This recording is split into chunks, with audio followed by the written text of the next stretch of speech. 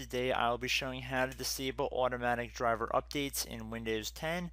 This is particularly important to people that want to install drivers manually, or they're having an error or bug resulting from updating a driver and they don't want Microsoft to update the drivers. So what we're going to do is we're going to head over to the start button here. We're going to right click on that, go up to System. In the System window, select Advanced System Settings. And then underneath the Hardware tab, select Device Installation Settings. Now, do you want Windows to download driver software and realistic icons for your devices? The default selection is yes, but we are going to select no.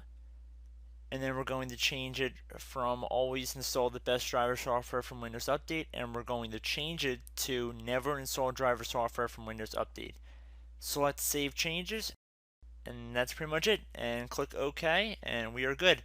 So I hope this video helped you out, guys, and I will see you in the next tutorial. Goodbye.